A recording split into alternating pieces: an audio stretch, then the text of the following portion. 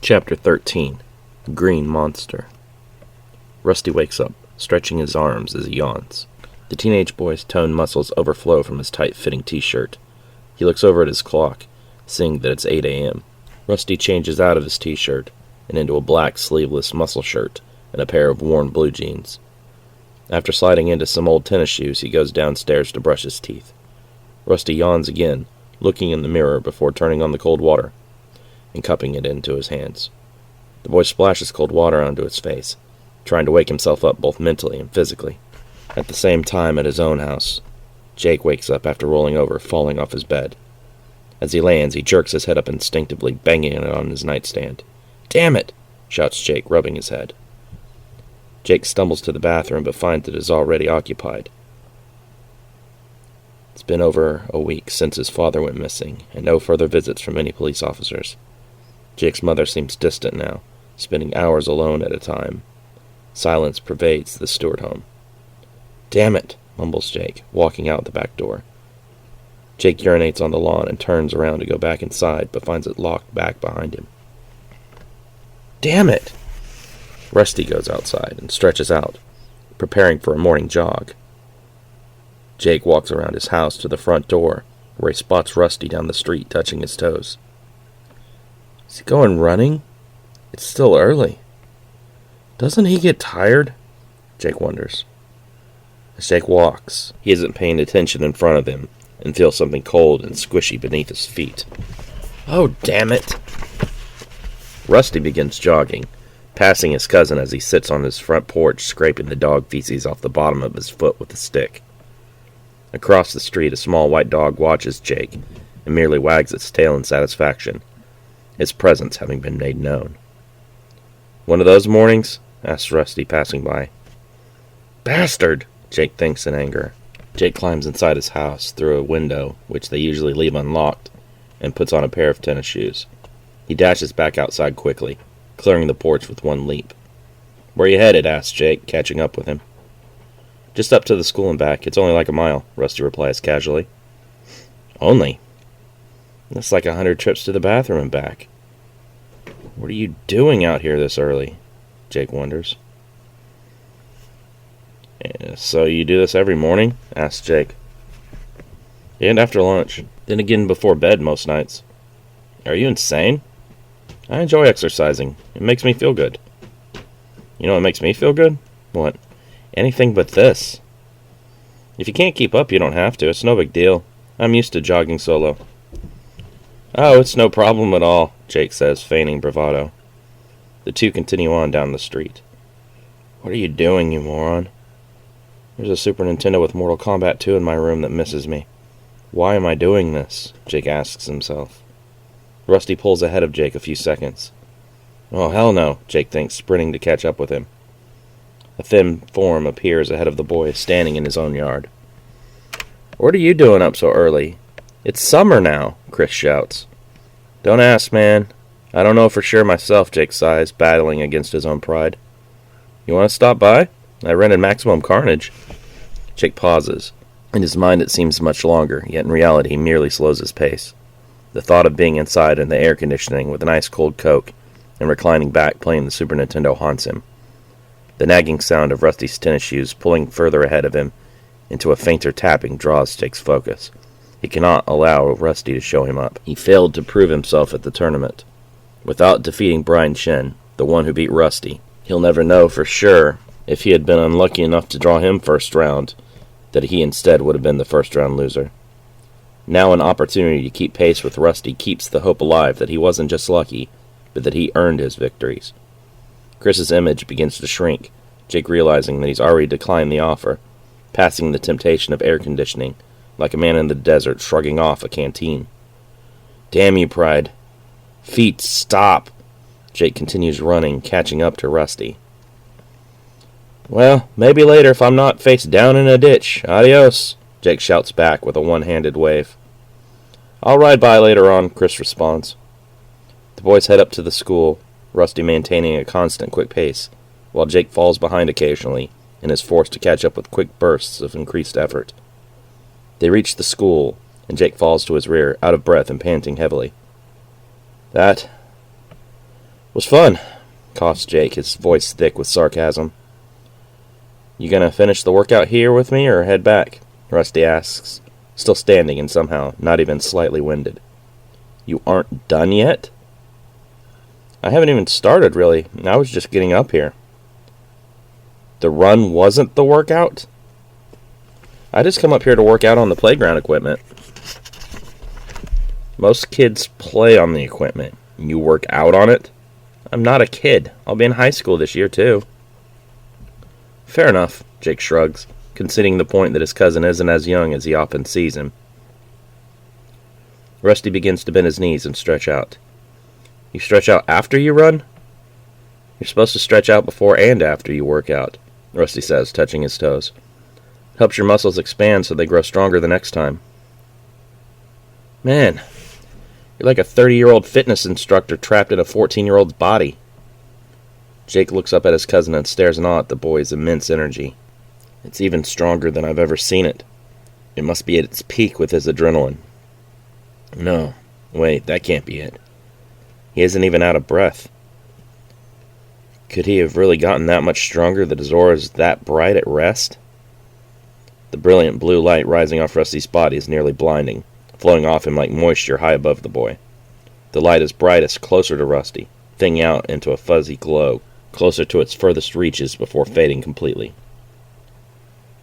I think I finally get why the kid is only built like a runt, that's in excellent shape, and not some hulking Schwarzenegger. Radnovich. His energy expands at a higher proportion than his muscles, allowing his speed and agility to remain unsacrificed by bulky muscles. By the time his muscles increase, his energy has already far surpassed them, so that his body has decided it's pointless to increase their size if it won't make him any stronger. His body will stay in great shape, but continue to develop normally while his energy will just rise and rise at a dramatic rate. If I can duplicate his success, then I can get a huge advantage seeing that he isn't even aware of what his body's doing, that I know of, Jake thinks. So what's the first thing up on our workout? Asks Jake. Rusty jumps up on the beams, and without any loss of stability, he lifts one foot up and balances. He rises up on his toes and holds it for several minutes.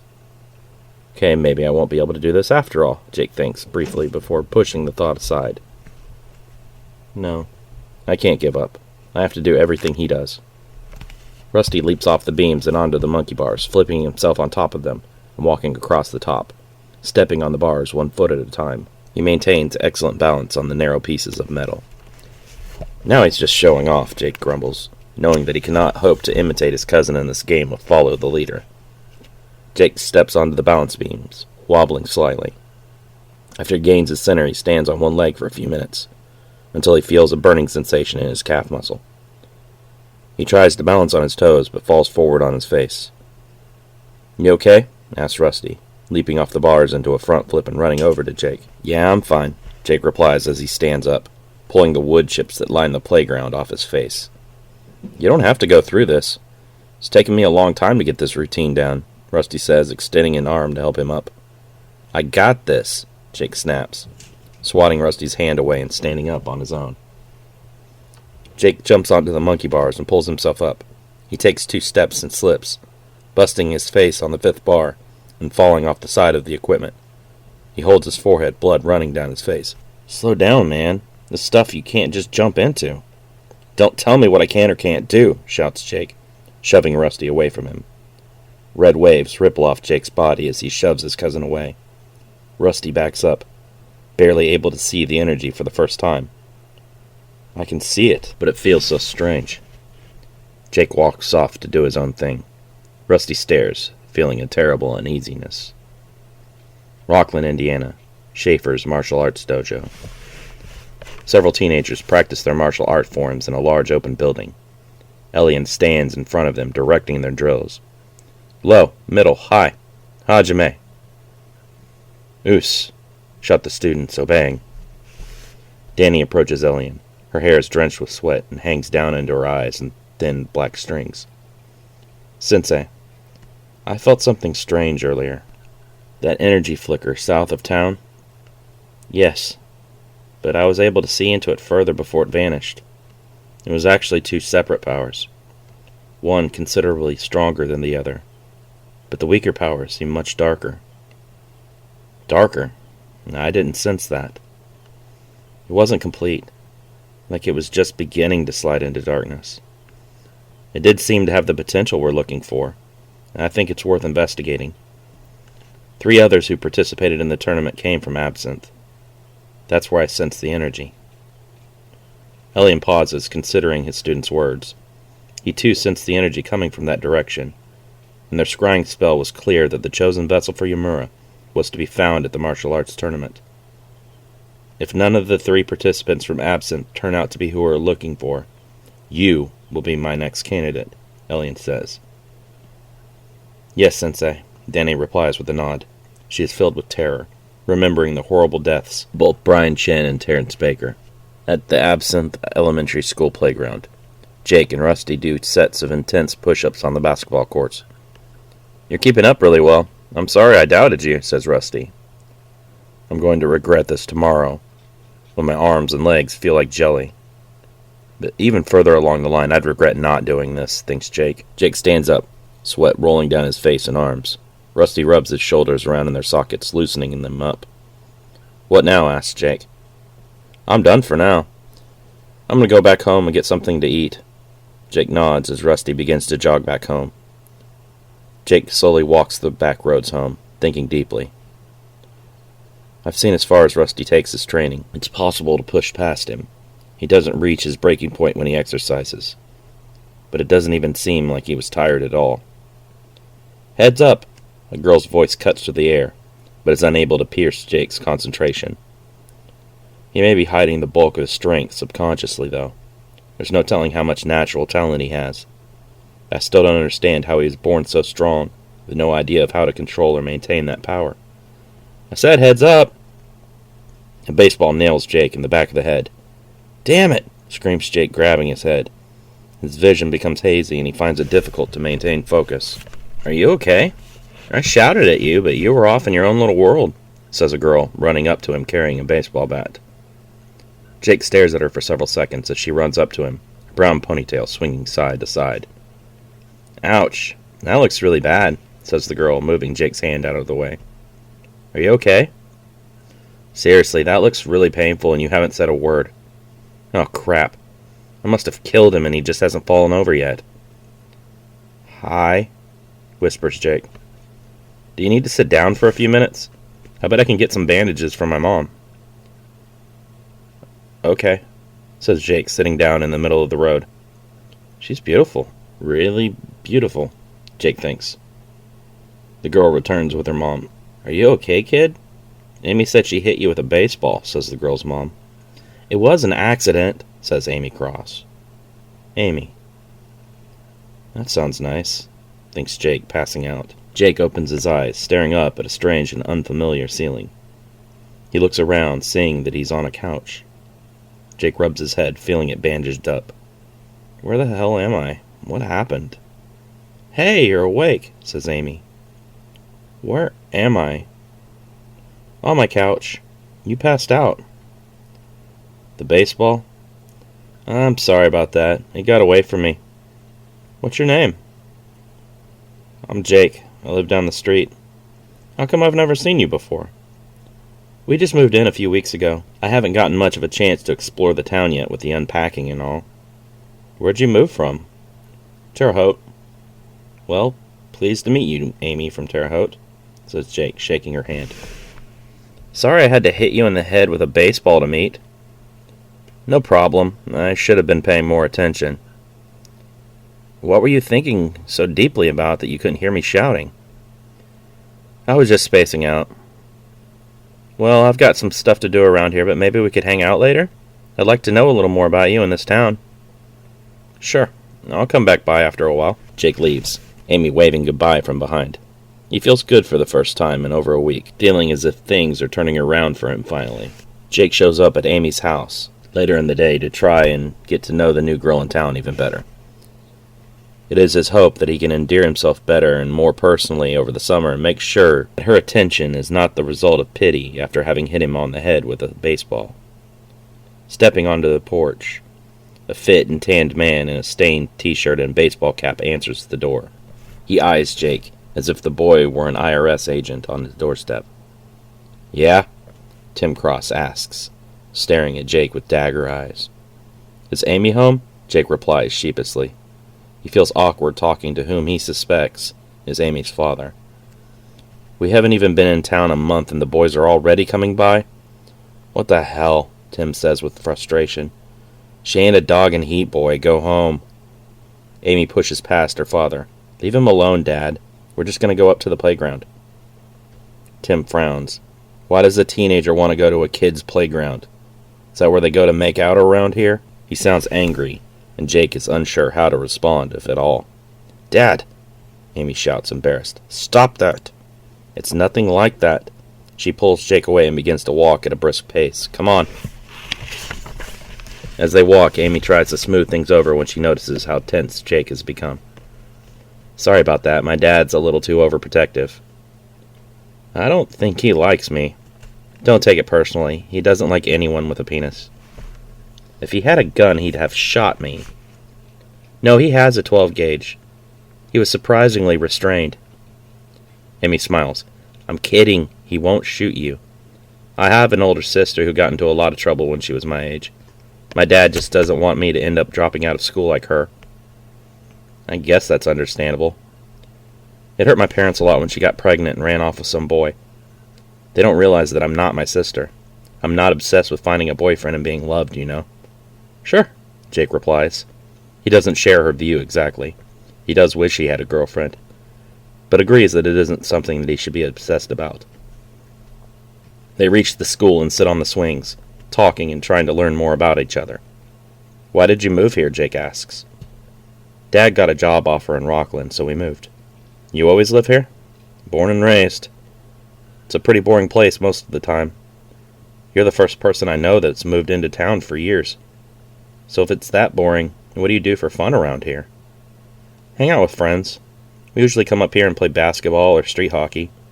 If it's raining or cold outside, we play video games and stuff. Amy nods approvingly. I'm not a big video game person myself. I played Tetris a few times, but that's about it. I enjoy sports, though. Softball's my favorite. Obviously. Obviously, Jake says, rubbing the back of his head. When we start the new year up, I plan on going out for the team. I just play sports for fun. I'm not on any teams or anything. Amy studies him for a moment. Not good enough? She finally asks. Jake shrugs. I don't know. I never really had much of an interest going out for any team. What about a girlfriend? You at least got one of those? Awful judgmental, aren't you? Jake laughs. That is also a negative, if you must know. Amy sits in deep thought for a moment, messing with Jake's head.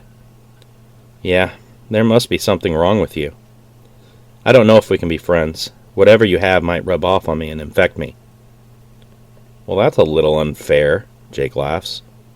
I think you just might be a loser that eats his own boogers. She turns to look at him with a serious gaze. Are you a booger eater? Is it too early to slap you?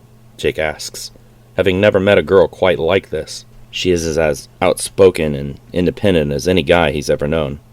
Ah, Amy says with understanding. You have violent, anti-woman fantasies. She turns her cheek towards him. Strike me if you must to relieve your tortured soul. You are so weird, Jake laughs. No wonder you moved. They must have ran you out of town. Amy claps her hands. So he does have some fight in him.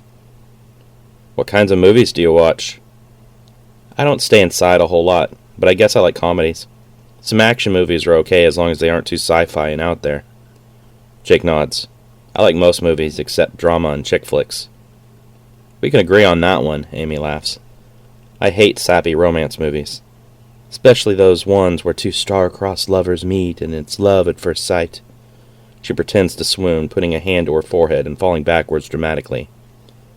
You listen to anything other than banjos out here? She asks, sitting back up. Laughing, Jake replies. We also emptied out coffee cans and turned them into drums. If we're lucky, someone brings along an old moonshine jug to just blow into for a good time. I'm just impressed that you're all wearing shoes and not barefoot and in overalls. We aren't all that backwards out here. A UN plane just dropped us off a box of Super Bowl 32 Champions Green Bay Packers t-shirts last week. Amy finds that one hilarious, probably because she watched that Super Bowl and is into sports. Jake keeps it to himself that the championship games are about the only ones he catches in a year. Amy stands up.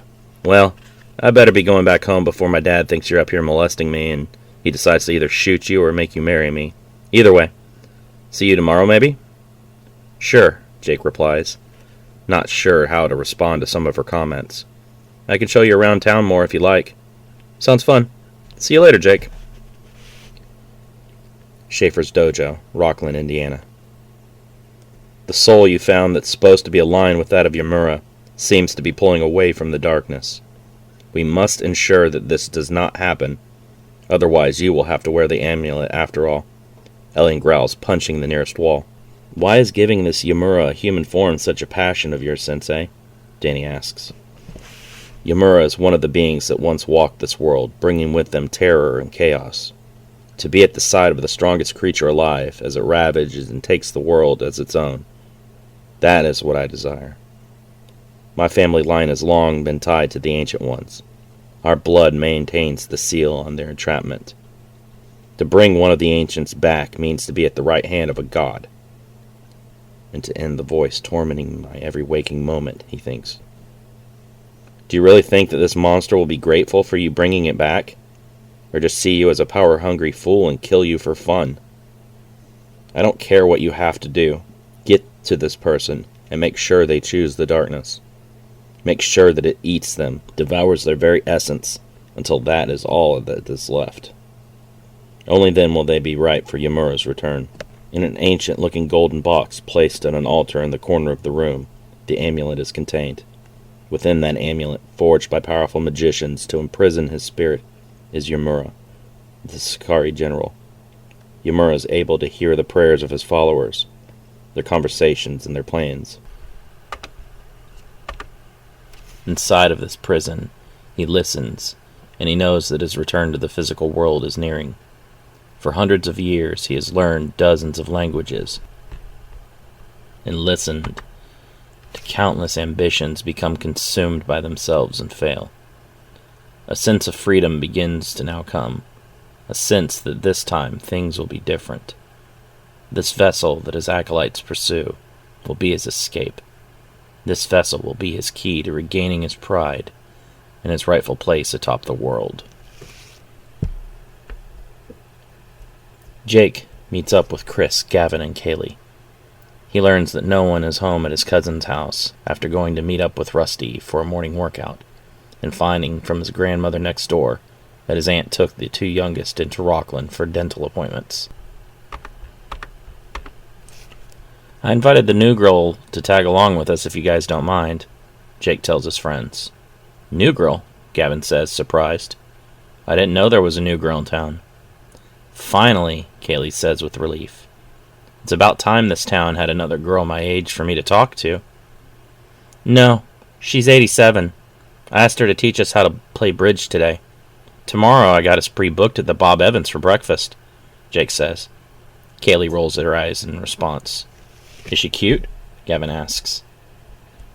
Amy walks up to them from a side street, startling Gavin. I don't know. Is she? She asks.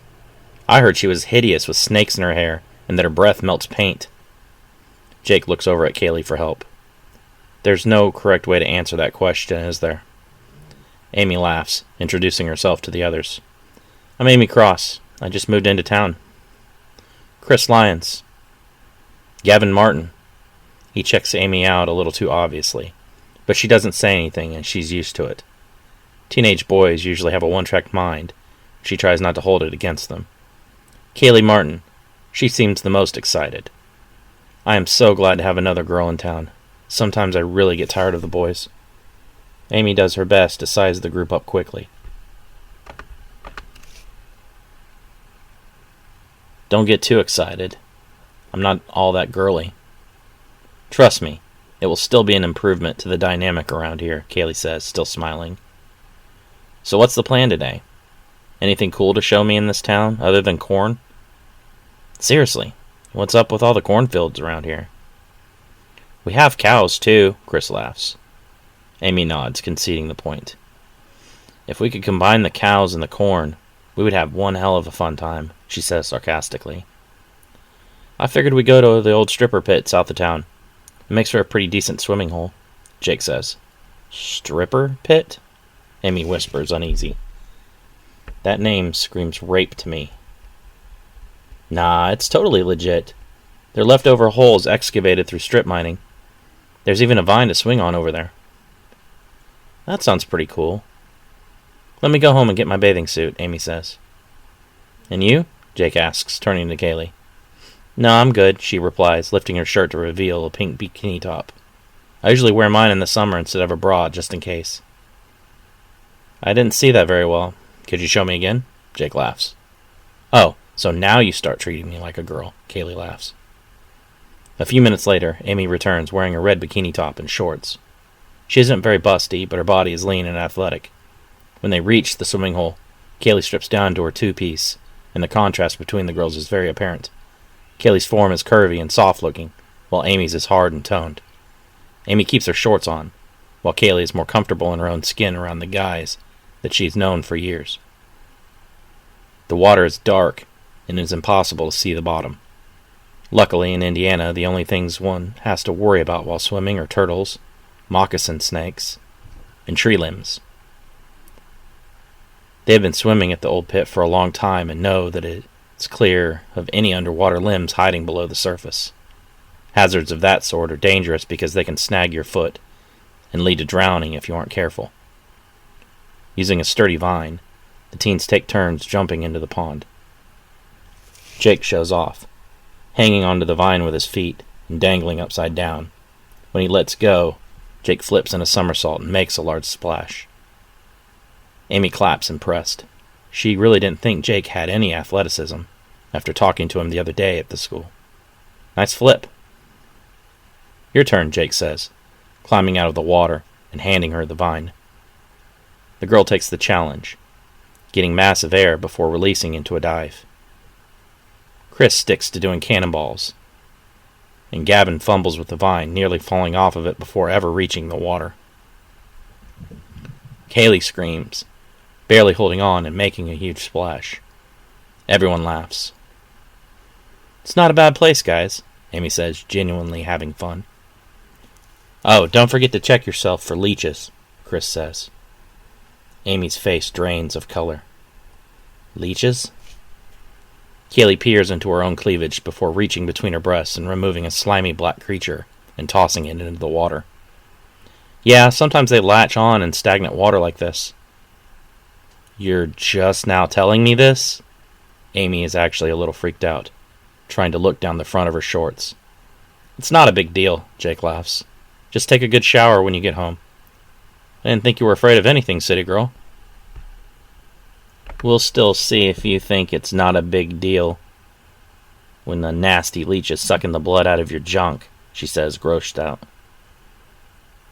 Chris begins to laugh loudly. Don't worry, he'd enjoy that. A leech is the only thing that would be putting its mouth on him. Amy raises her eyebrows as Jake begins to chase Chris around the pit. What's Rockland High School like? Amy asks, sitting on the bank on some large rocks. Jake frowns. He doesn't want to ruin their fun with such a negative vibe. The school is his least favorite place on earth. It's okay, I guess. The food's pretty horrible, and the teachers are all boring or jerks. Or boring jerks, Chris adds. So it's like any other school, Amy shrugs. Basically, Jake nods. All the same tired cliche social groups butting heads. The football crowd has the most power in the school. They are all the little rich kids whose daddies schmooze with the other community elites at the games. If you're well-to-do, you put your kids in football or cheerleading. Blah, Amy says, sticking out her tongue. I'm an athlete, not a pom-pom girl. I try to stay clear of them all. I go to class, hang out with my friends, and come home. I don't stick around the school for anything extracurricular. So you have no hobbies outside your friends whatsoever? Amy narrows her eyes on him, detecting a lie. I thought you said you take martial arts classes. I do, but they aren't school-sponsored. At least it's something, she says with a nod. You break boards and kick people's heads off? No, my senseis frown on decapitation. Amy laughs. Jake cannot help but smile at the sound.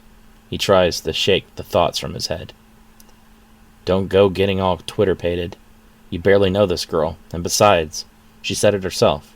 She's not all about finding a boyfriend.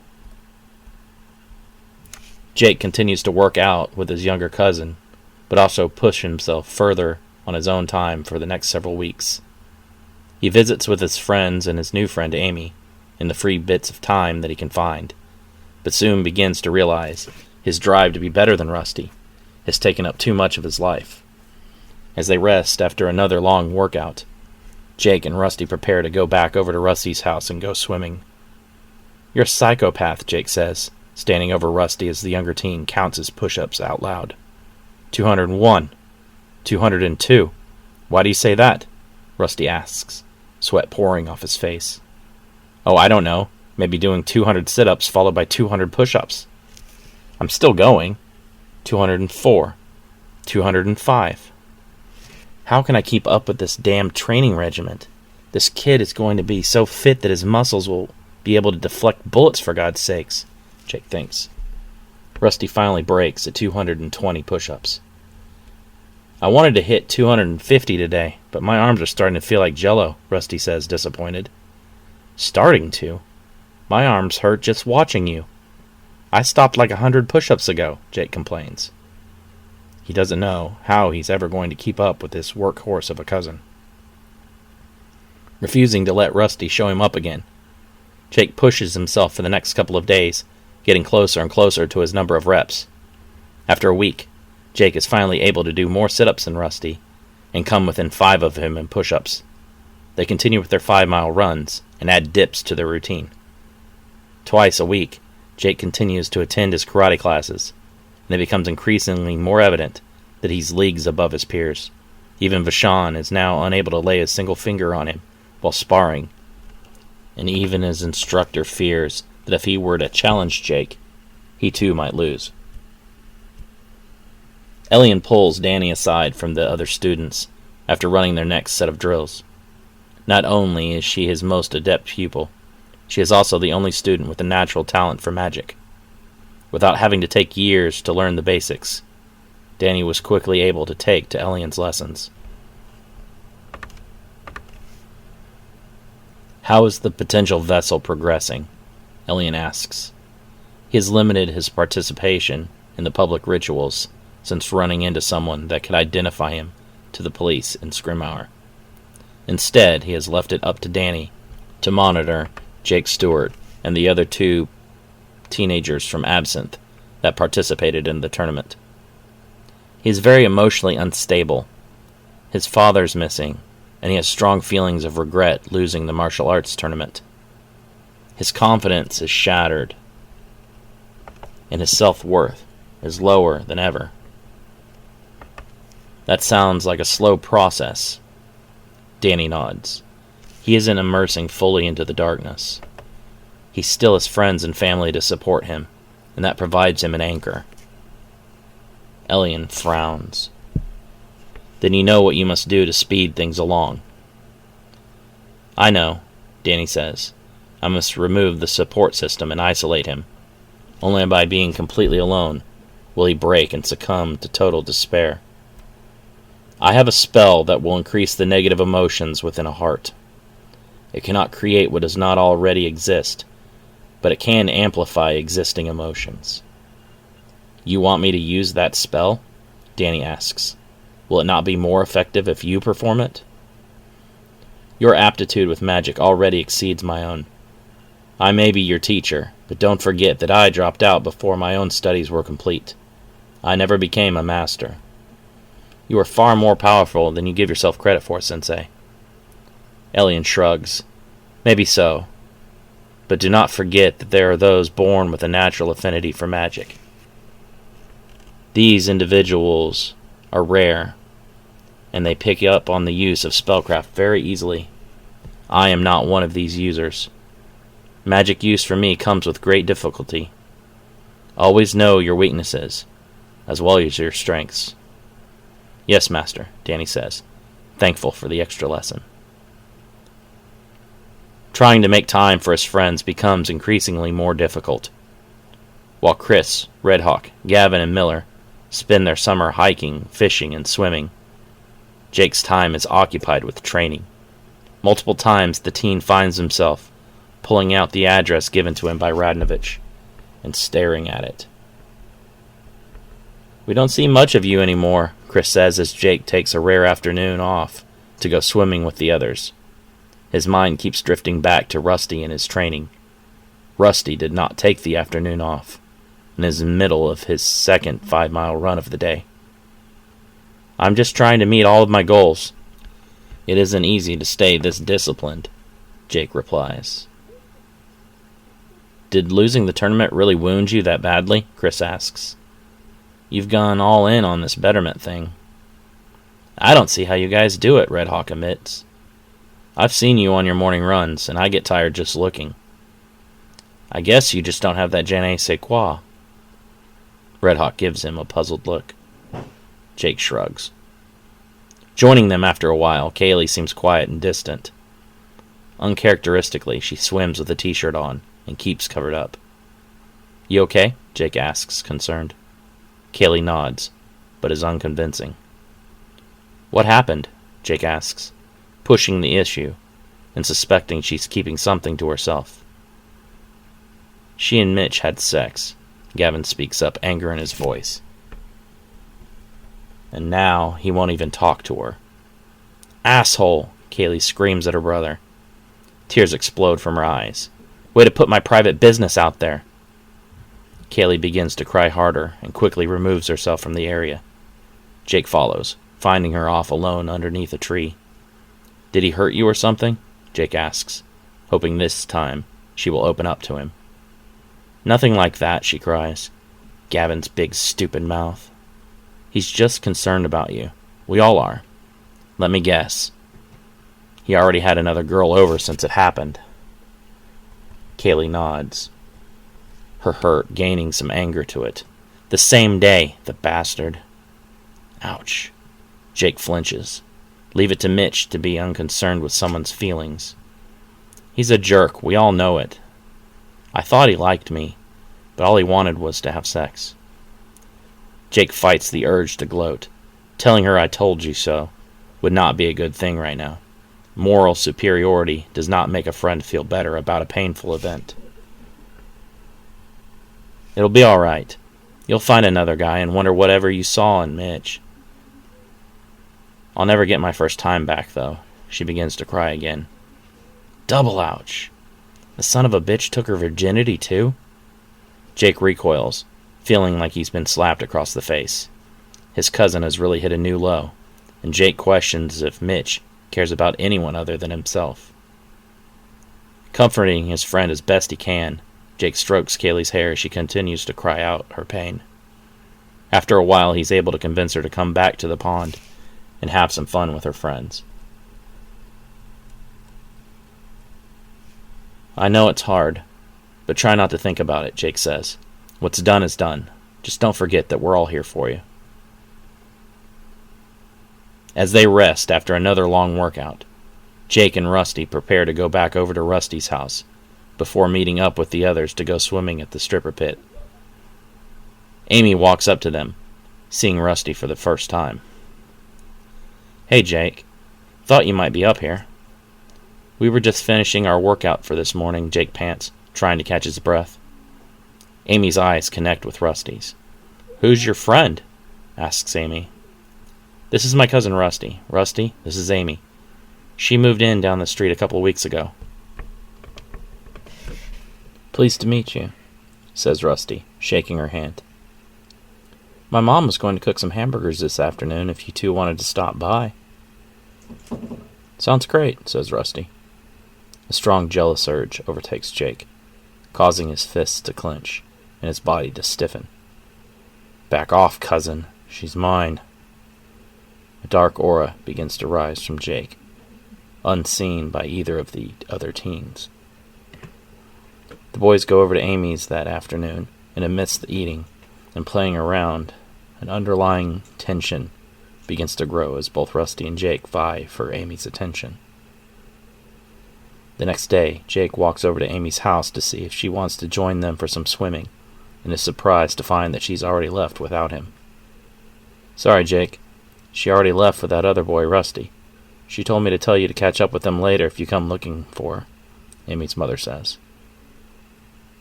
Heading for the pond, Jake hears laughter and several voices.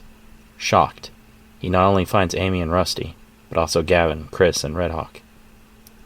"Hey, Jake," Chris says. "About time you showed up," Amy says. "We've already been here for several hours." Rusty leaps off a vine, splashing into the water beside Amy and drenching her. Laughing, Amy dunks his head underneath the water. For some reason, Jake is uncomfortable to even be there. He wonders why no one came to let him know that they were going swimming earlier than usual. Making things worse, Jake notices that Amy has gained enough confidence around her new friends to be wearing a two-piece bathing suit, even though she's only known Rusty for a single day. Jake tries to focus on seeing her full figure for the first time, but his mixed feelings are too much of a distraction. "Amy sure has that bathing suit filled out better than I expected," Red Hawk whispers, elbowing Jake in the ribs. "I figured as toned as she was, she wouldn't look that hot. Boy, was I wrong." "Yeah, I sure don't see any flaws," Jake finally responds. Amy glances back over at them, smiling. "Tongues back in the mouths, boys." She takes her turn at the vine, and Jake has to restrain himself from whistling aloud. "Get a hold of yourself. You need to worry less about her hotness, and more about getting to know her better, and for her to like you back. Do you really want to be like Mitch and focus only on her physically?" Jake scolds himself. "I don't want to be like Mitch in any way." Jake leaped into the water, splashing Amy and Rusty, causing the girl to retaliate by splashing him with both hands and laughing loudly. It is the younger teen's turn to feel the sparks deep down of growing jealousy. Danny watches them from afar. She finds their carefree behavior disgusting. Even though she is also a teenager, she does not have the luxury of hanging out with friends. When she is not training with Elian and his other students, she independently works to master her magic-using skills. Jake has a crush on the new girl, but her attention is torn between him and his cousin. Danny thinks. The teen drama annoys her. She also knows that it's an easy way to increase Jake's negative emotions. Nothing will push him into our grasp more than for the object of his affection to be pushed into the arms of another man. As the teens swim, Danny casts a spell to animate the limbs lying deep beneath the water's surface, to wrap around Amy's legs and pull her under. Amy screams, suddenly dropping out of view. Both Jake and Rusty immediately rush to help, but Danny paralyzes Jake in place with another spell. "No, you aren't going to be her hero today," Danny whispers. "I can't have you doing anything that will make her gain stronger feelings towards you." Jake trembles, trying to move with every fiber of his being, but unable. "What's going on? Why can't I move?" Rusty dives beneath the water's surface and manages to untangle Amy's legs from the tree limbs and drag her back to the shore. Amy coughs loudly, trying to catch her breath.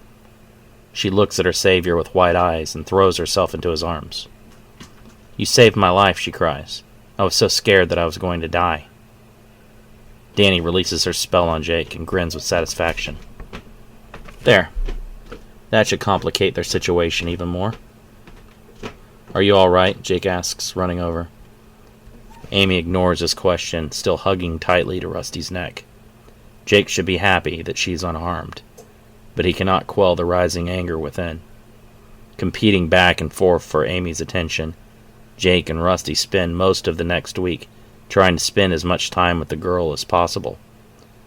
Amy seems not to mind, enjoying all of the attention. Her parents grow aggravated with the frequent appearances of the would-be suitors at their house, and want to tell their daughter to stop stringing the poor boys along. watching from his porch as Amy and Rusty go off for a walk down the street, laughing and talking. The jealousy within Jake hits new heights. "I won't let you come here and take her, cousin. I'm going to have to work twice as hard now just to show you up. I'm going to get the girl and be better than you."